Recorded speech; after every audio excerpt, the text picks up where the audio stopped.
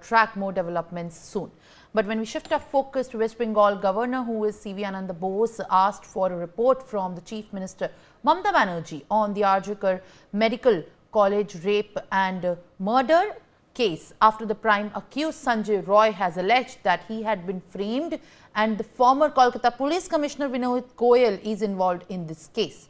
Sanjay Roy has claimed that Vinod Goyal has conspired the entire case against him. Sanjay Roy also further claimed that he was framed by the administration and that he was not guilty. Raj Bhavan Media Cell in a statement on X has commented that Governor Bose has asked the state government to look into this matter and inform him of the factual position and the kind of action the state government is going to take and its stand on the allegations at the earliest. Sanjay Roy, who has been accused of raping and murdering the junior doctor inside the Arjikar Medical College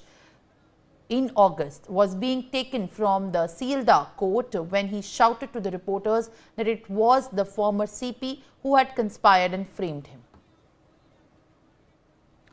All right, viewers, now joining me live from Barakpur in West Bengal is my colleague Rainik Datta. Rainik, very good morning to you. The showdown over the rape in the month of August of the infamous Arjikar has in fact now further escalated when the governor is now asking for a factual report demanding the stand of the state government on the claims that have happened and come from Sanjay Roy. What is the bone of the contention at this point of time, and how is the state government replying to these demands of the governor of West Bengal?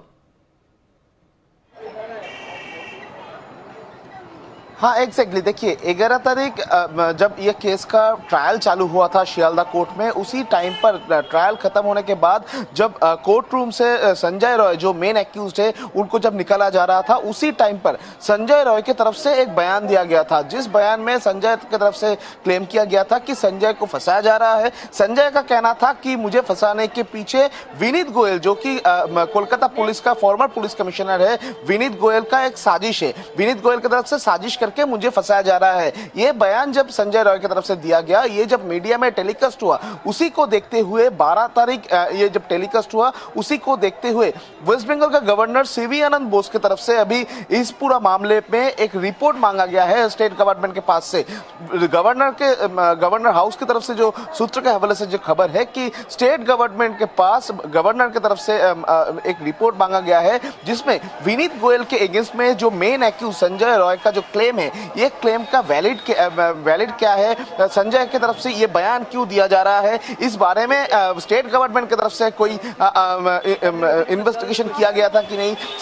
State government के पास कोई information है कि नहीं, ये जानने का कोशिश अभी गवर्नर की तरफ से किया जा रहा है। एक तरफ आरजीकर का ये मामले पर 3 महीने 2 दिन बाद ट्रायल चालू हुआ है, शियालदा कोर्ट की तरफ से ट्रायल चालू कर दिया गया है। जैसे कि CBI की तरफ से 58 डेज के टाइम पर चार्जशीट फ्रेम किया गया था। ये चार्ज फ्रेम होने के बाद ही ट्रायल पीरियड चालू हो चुका है और ट्रायल चालू होने के दिन पहले दिन ही संजय रॉय की तरफ से क्लेम किया गया था कि संजय को फंसाया जा रहा है और इसमें बहुत सारे सीनियर ऑफिशियल्स शामिल है। सीनियर ऑफिशियल्स की तरफ से उनको मुंह बंद रखने के लिए प्रेशराइज किया गया था, ऐसा दावा भी संजय रॉय की तरफ से किया गया है। और इसी सिचुएशन में अभी संजय रॉय की तरफ से जब दावा किया जा रहा है कि विनीत गोयल, जो कि आरजीकर मेडिकल कॉलेज का उस घटना के टाइम पर कोलकाता पुलिस का पुलिस कमिश्नर था, उनके तरफ से साजिश करके उनको फंसाया जा रहा है। इसी मामले को लेकर अभी गवर्नर की तरफ से स्टेट गवर्नमेंट के पास से एक रिपोर्ट मांगा गया है। आप जानते ही हैं कि आरजीकर का ये घटना के बाद ही जूनियर डॉक्टर्स की तरफ से हो या विक्टिम का परिवार, सबके तरफ से ही कोलकाता पुलिस के अगेंस्ट में एलिगेशन ले आया गया था कि कोलकाता पुलिस की तरफ से इन्वेस्टिगेशन सही तरीके से नहीं हो रहा है। कोलकाता पुलिस का पुलिस कमिश्नर को ममता बनर्जी ने ट्रांसफर भी करवा दिया था वेस्ट बंगाल में जब जूनियर डॉक्टर्स का प्रोटेस्ट चल रहा था। उसी सिचुएशन में उसके बाद भी फिर से कोलकाता पुलिस का जो भूमिका, उसको लेकर सवाल खड़ा हुआ था, क्योंकि सीबीआई की तरफ से कोलकाता पुलिस का टाला पुलिस स्टेशन का ओसी को गिरफ्तार किया गया था, ये पूरा मामले में एविडेंस टैंपरिंग के केस पे। और इसी सिचुएशन में अभी संजय रॉय, जिसको सीबीआई की तरफ से चार्जशीट में मेन एक्यूज बोला गया है, वो संजय रॉय की तरफ से अभी दावा किया जा रहा है कि संजय रॉय, जो कि कोलकाता पुलिस का एक सिविक वॉलंटियर इंजीनियर है, उनको फंसाने के लिए साजिश कोलकाता पुलिस का farmer police commissioner Vineet Goyal की तरफ से किया गया था। और ये चीज जब सामने आया, एक मेन एक्यूज की तरफ से, जब ये पूरा इतना गंभीर मामले पर जब एक मेन एक्यूज की तरफ से इस तरीके का बयान सामने आ रहा है, किस वजह से ये बयान सामने आया, इस बारे में कोई इंक्वायरी हुआ था कि नहीं, ये जानने की कोशिश ही अभी राज्यपाल की तरफ से किया जा रहा है। और इसी वजह से गवर्नर सीवी आनंद बोस की तरफ से वेस्ट बंगाल गवर्नमेंट को बोला गया है एक रिपोर्ट सबमिट करने के लिए, ये पूरा मामले पर क्या क्या रिपोर्ट अभी तक वेस्ट बंगाल गवर्नमेंट के पास है। Renik, if you can hear me, also give us the sense of what can we expect from today, as you have also told us the background in which the case was operating and the kind of details that we can fetch to refresh the memory about the updates on the RJ car. What can we expect from today and the days in the coming hours?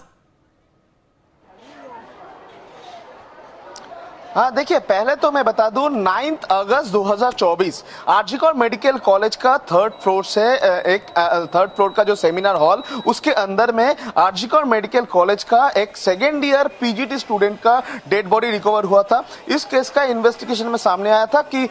ये victim के साथ बलात्कार हुआ था और उसके बाद उनको खून किया गया था। ये पूरा मामला जब कोलकाता पुलिस के हाथ में था, उसी टाइम से एक बार सवाल आ रहा था कि कोलकाता पुलिस का इन्वेस्टिगेशन को लेकर क्यों सवाल आ रहा था। 3 पॉइंट को अगर बताया जाए तो सवाल आने का पीछे 3 कारण था। एक तो है कि कोलकाता पुलिस की तरफ से बहुत जल्दबाजी किया गया था। शाम के टाइम पर जब पोस्टमार्टम नहीं होता है, उसी टाइम पर 6 बजे के बाद पोस्टमार्टम किया गया था यह विक्टिम का। और उसके साथ साथ ही जल्दबाजी में घर में विक्टिम का जो घर है, उस घर में भी डेड बॉडी को नहीं रखने दिया गया था। जल्दबाजी में उनका जो सेमेंटेशन का प्रोसेस वो कंप्लीट कर दिया गया था। परिवार की तरफ से एलिगेशन ले आया गया था कि कोलकाता पुलिस की तरफ से परिवार का जो सदस्य है, उनको विक्टिम का जो डेड बॉडी वो देखने नहीं दिया गया था। करीब 3 घंटे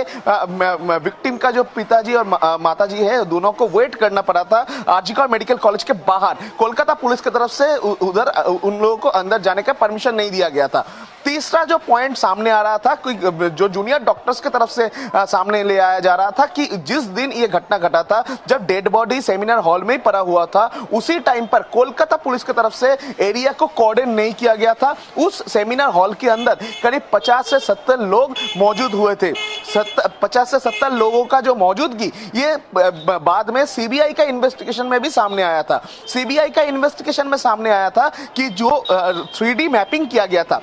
उस मैपिंग में भी दिखा गया था बहुत सारे फुटप्रिंट उधर मौजूद है। यानी जिस जगह में ये इंसिडेंट हुआ था, यानी प्लेस ऑफ ऑकरेंस, उस प्लेस ऑफ ऑकरेंस में बहुत सारे लोगों का मौजूदगी सीबीआई का इन्वेस्टिगेशन में भी सामने आया था। और इसी मामले पर जब एविडेंस टैंपरिंग का एक बात सामने आ रहा था, उसी सिचुएशन में सीबीआई का इन्वेस्टिगेशन में सामने आया था कि एविडेंस टैंपरिंग में 2 लोग शामिल है। और वो 2 लोग कौन है कि कोलकाता पुलिस का अंडर में टाला पुलिस स्टेशन का जो ऑफिसर इंचार्ज था उसी टाइम पे वो है अभिजीत